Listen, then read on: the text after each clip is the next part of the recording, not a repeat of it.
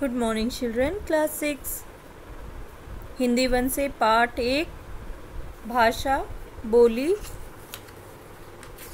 और लिपि और व्याकरण, ये पाठ हम पढ़ रहे थे। मैंने इसमें आपको लिपि तक समझा दिया था कि जो ध्वनियों को जो चिन्ह दिए जाते हैं उन्हें लिपि कहते हैं। और अब हमें पढ़ना है कि प्रयोग के आधार पर भाषा के रूप या भाषा के प्रकार। तो बच्चों, प्रयोग के आधार पर वैसे तो भाषा के 4 प्रकार हैं, लेकिन आपके इसमें केवल 3 ही दिया गया है। वो भी एक पूर्ण रूप से नहीं दिया है, केवल मातृभाषा और मानक भाषा दी गई है जानकारी। लेकिन मैं आपको बता दूं कि प्रयोग के आधार पर भाषा के 4 प्रकार हैं। एक है मातृभाषा, दूसरी राजभाषा, तीसरी राष्ट्रभाषा और मानक भाषा। तो बच्चों, मातृभाषा वो होती है जो हम अपने परिवार में अपने माता पिता और अपने घर के लोगों से सीखते हैं। फिर वो मातृभाषा जैसे कि गढ़वाली हो गई, मराठी हो गई, तमिल हो गई, तेलुगु हो गई, मलयाली हो गई, या फिर हरियाणवी भाषा हो गई है, भोजपुरी है। ये सारी भाषा जो हैं ये हमारी मातृभाषा कहलाती हैं। पंजाबी वगैरह, ये मराठी, ये सब चीज़ें हमारी मातृभाषा कहलाती हैं। ठीक है बच्चों, इसी तरह से राजभाषाएं होती हैं कि देखिए भारत देश जो है उसमें बहुत सारे राज्य हैं, बहुत सारे। तो हर एक राज्य जो है उसकी अपनी विशेषता है। हर एक राज्य में हिंदी नहीं बोली जाती है, हर राज्य में अलग अलग भाषा बोली जाती है। महाराष्ट्र में मराठी बोली जाती है, गुजरात में गुजराती बोली जाती है, और राजस्थान में राजस्थानी बोली जाती है। पश्चिम बंगाल में बांग्ला बोली जाती है। तमिलनाडु में तमिलनाडु वगैरह में वहाँ पर जो भाषा बोली जाती है वहाँ पे तमिल बोली जाती है। आंध्र प्रदेश में तेलुगु, कर्नाटक में कन्नड़ और केरल में मलयालम भाषा बोली जाती है। तो ये अलग अलग राज्यों की अलग अलग भाषाएं होती हैं। तो इन राज्यों में जो भी काम होते हैं, जैसे बच्चों हम देखते हैं कि हमें कहीं किसी सरकारी दफ्तर में पत्र लिखना है कि हमारे यहाँ बिजली जो है वो ठीक से नहीं आती है, तो हम सरकारी दफ्तर में बिजली विभाग में लिखते हैं तो हिंदी में पत्र लिखते हैं। और इसी तरह से स्वास्थ्य अधिकारी को लिखना है कि भाई हमारे यहाँ नालियाँ साफ़ नहीं हो रही हैं और इस वजह से हमारे यहाँ बहुत बीमारी फैल रही है, तो इनके लिए हमारे लिए सुविधा कराया जाए। या फिर हमारे यहाँ कोई सरकारी अस्पताल ठीक से नहीं है, छोटे छोटे हैं, उन पे डॉक्टर का उतने होते नहीं हैं या सुविधाएं नहीं है वहाँ पे, तो स्वास्थ्य अधिकारी को हम इस तरह से पत्र लिखते हैं। या फिर हमें अपनी सड़कें बनवानी है तो नगर निगम के अधिकारी को हम पत्र लिखते हैं। ठीक है, तो ये सारे पत्र हम हिंदी में लिखते हैं। इसी तरह से हर राज्य में हर कोई तो हिंदी नहीं करता है ना, सभी राजभाषाओं की अपनी अपनी वहाँ की लैंग्वेज है, तो वो लोग कैसे करेंगे। तो इसलिए इस तरह की जो भाषाएं हैं कुल हमारे देश में 22 भाषाओं को राजभाषा के रूप में मान्यता प्राप्त की गई है। और जब संविधान बना था तो उसी में 343 में 14 सितंबर को हिंदी को राष्ट्रभाषा का दर्जा दिया गया था, और बाकी जो भाषाएं हैं उनको राजभाषा के रूप में। तो इस तरह से जो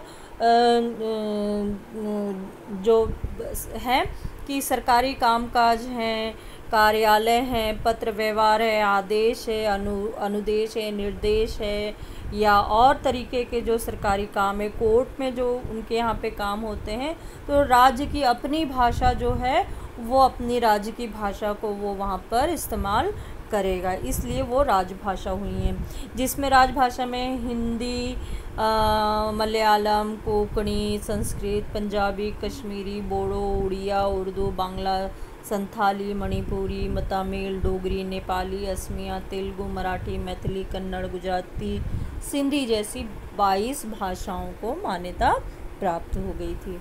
ठीक है बच्चों, तो और उसके बाद में तीसरा है राष्ट्रभाषा। तो जो राष्ट्रभाषा इसलिए उसको किया गया कि ज़्यादा से ज़्यादा देश के हिस्सों में हिंदी बोली जाती थी, या ऐसी भाषा जो ज़्यादा से ज़्यादा इलाके कवर करती हो। देखिए हमारे यहाँ गढ़वाली, पंजाबी, गुजराती, ये सभी की सब जो हैं एक तरीके से हिंदी के ही रूप में आते हैं, चाहे हिमाचली बोल रहे हैं, चाहे पंजाबी बोले हैं, कश्मीरी बोल रहे हैं, ये सब तो ये सब हिंदी के रूप में आते हैं। वो पूरा उत्तर भारत जो है वो उसमें हिंदी चलती है। तो इस तरह से हिंदी जो है उसको संविधान में 1949 को इसकी मान्यता प्राप्त हो गई थी, वोटिंग हुई थी उस पर, और हिंदी भाषा उसमें जीत गई थी, वोटों से आगे चली गई थी। ये इससे तमिल भाषा से जीत गई थी ये कंपटीशन। तो इस तरह से उसको राष्ट्रभाषा का दर्जा मिल गया और राष्ट्रभाषा जो है वो हमारी हिंदी बन गई।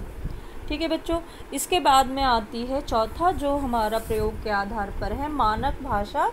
मानक भाषा वो होती है जो भाषा स्वीकृत होती है, जैसे कि जिसको स्वीकार किया गया है। तो किताबों में, समाचार पत्रों में, पत्रिकाओं में उसी भाषा का प्रयोग किया जाता है। व्याकरण वाली जो भाषा है, भाषा की जो व्याकरण की जो उसमें कैसी वर्तनी होगी, कौन सा क लगेगा, कौन सा ख लगेगा, अनुस्वार कैसा लगेगा, ये अनुनासिका का प्रयोग किस तरह से होगा।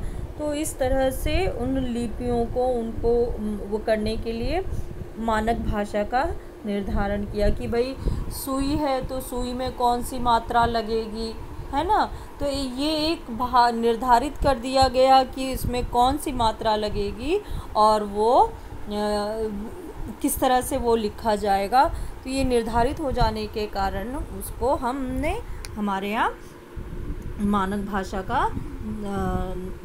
भाषा उसे माना गया है। ठीक है बच्चों, आगे क्या हुआ है कि इसी में ही आता है साहित्य।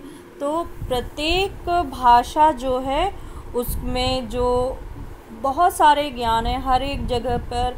जैसे हमारे यहाँ पे महाभारत और रामायण है, इसमें संस्कृत में लिखी हुई है। अलग अलग राज्यों के अलग अलग पुराणों के उनके अपने अलग अलग भाषाओं में लिखे हुए हैं। तो जो ये हमारे पुराने ज्ञान हैं, पुराने जो भी कुछ है, भगवत गीता है या साइंस से रिलेटेड कोई चीज़ें हैं या भौगोलिक जानकारियां हैं, मैथ्स है, इन सब की जो जानकारियां हैं, इनका जो अभी भी लोगों ने उसको संभाल कर रखा हुआ है और उनकी भाषा में जो लिखा हुआ है, तो उस भाषा को साहित्य का दर्जा दे दिया गया है। तो ज्ञान का संचित कोश जो है वो साहित्य कहलाता है। किसी भी भाषा का साहित्य गद्य हो या पद्य के रूप में लिखा जा सकता है। तो गद्य में हम अपने विचार, कहानी, निबंध और इसके द्वारा व्यक्त करते हैं, जबकि पद्य में हम कविताएं और छंद वगैरह प्रकट करते हैं। और जो भाषा जो हमारी उसको किस तरह से बोला जाए, किस तरह से लिखा जाए, उसका शुद्ध रूप क्या हो, इसके लिए व्याकरण हुई। तो पाणिनि जो थे, ये उन्होंने जो हिंदी का जो व्याकरण है वो संस्कृत के व्याकरण पर आधारित है। पाणिनि ने संस्कृत को व्याकरण के रूप में बांधा था। उन्होंने इसका व्याकरण तैयार किया था। यानी कहा जाता है कि व्याकरण से उसको एक सौंदर्य मिला, उसका संस्कार हुआ, इसलिए उस भाषा को संस्कृत नाम दिया गया। कि वो जो पहली वैदिक भाषा थी उसको पाणिनि ने उसको व्याकरण के रूप में लिखकर उसका व्याकरण बनाया कि वो इस तरह से होगी, इसका साइंटिफिक उन्होंने बनाया था उसका। तो वो जो उसका जो परिष्कृत रूप हुआ, उसका जो संस्कार हुआ, इसीलिए उसको संस्कृत नाम दिया गया। और फिर वही भाषा जो, क्योंकि जो हमारी हिंदी है वो भी वहीं से ही निकल कर आई है, संस्कृत भाषा से ही आई है। और दोनों की लिपियां जो एक ही हैं, ब्राह्मी लिपियां हैं।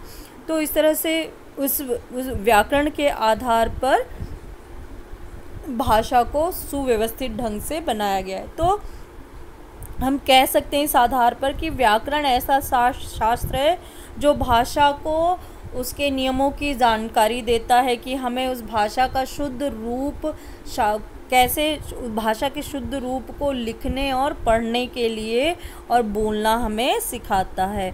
तो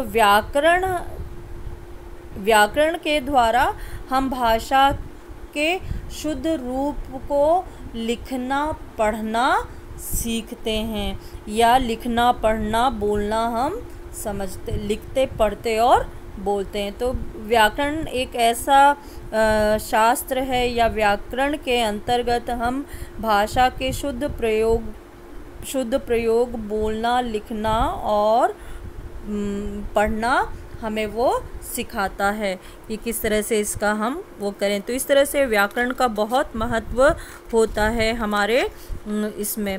तो बच्चों, अब जो ये व्याकरण है इसको मुख्य रूप में कितने भागों में बांटा गया है? तो व्याकरण को पाणिनि ने 3 रूप में बांटा है। एक है वर्ण विचार, दूसरा शब्द विचार और तीसरा है वाक्य विचार। वर्ण विचार क्या है? जो हमारे मुंह से जो ध्वनि निकल रही है उसको जो चिन्ह बनाए गए हैं, उसकी जो लिपि है, उसको जो बताया गया है वो उसको वर्ण कहा है उन्होंने, ठीक है। और फिर जब इन वर्णों को मिलाया जाता है तो शब्द बनता है, और इन शब्दों को जब व्याकरण के नियम में बांध कर हम पूरी रचना करते हैं तो वो वाक्य बन जाता है। इस तरह से उन्होंने पाणिनि ने व्याकरण को 3 हिस्सों में बांटा है, और उसको बताया है कि उसका प्रयोग कैसे होता है और इसका अर्थ क्या होता है, वर्ण कैसे बनते हैं, किस तरह से हुआ है, शब्द शब्द क्या कहलाएंगे, कौन से शब्द कहलाएंगे, इस तरह से, ठीक है बच्चों। और वाक्य फिर उसी आधार पर बनते हैं। तो बच्चों, इसमें जो है आप प्रश्न उत्तर इसके आप अपने आप करेंगे, ये सब कुछ अपने आप आ जाएगा, आपको कोई दिक्कत नहीं होगी, ठीक है। अपना ख्याल रखिएगा और काम पूरा करिएगा।